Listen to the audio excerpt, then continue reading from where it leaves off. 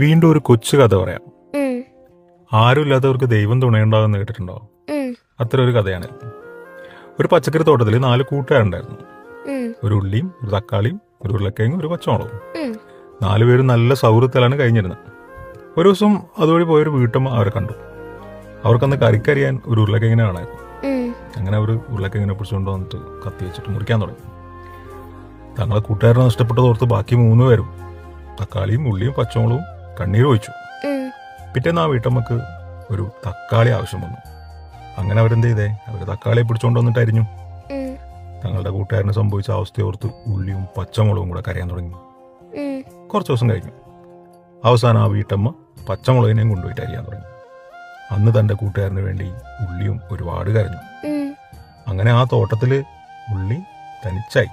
ഉം, ഉള്ളിക്കറിയാം എന്തായാലും ഒരു ദിവസം എന്നെയും പിടിച്ചുകൊണ്ട് പോയിട്ട് കത്തി വെച്ചരിയും, അതിലവന് വിഷമമൊന്നുമില്ല. ഉം, പക്ഷെ വേറൊരു കാര്യത്തിൽ ഉള്ളിക്ക് വല്ലാത്ത സങ്കടം വന്നു. എന്താ അത്? എന്നെ അരിയുമ്പോൾ എനിക്ക് വേണ്ടി കരയാൻ ഇവിടെ ആരുമില്ല. ഉം, അങ്ങനെ ഉള്ളി ദൈവത്തോട് പ്രാർത്ഥിച്ചു, ദൈവമേ, എൻ്റെ കൂട്ടുകാരെ അരിയുമ്പോൾ അവർക്ക് വേണ്ടി കരയാൻ ഞാനുണ്ടായിരുന്നു. പക്ഷെ ഇപ്പൊ നോക്കിയേ, എന്നെ അരിയുമ്പോൾ എനിക്ക് വേണ്ടി കരയാൻ ഇവിടെ ആരുമില്ല. ഉം. പ്രാർത്ഥന കേട്ട ദൈവം പറഞ്ഞു, വിഷമിക്കേണ്ട മകനെ, നിന്നെ അരിയുമ്പോൾ അരിയുന്ന മനുഷ്യരെ തന്നെ കരയട്ടെ. അങ്ങനെയാണ് ഉള്ളി അരിയുമ്പോൾ നമ്മളെല്ലാം കരയാൻ തുടങ്ങിയത്. ഉം, ആരുമില്ലാത്തവർക്ക് എപ്പോഴും ദൈവം തുണയുണ്ടാകും. ഉം.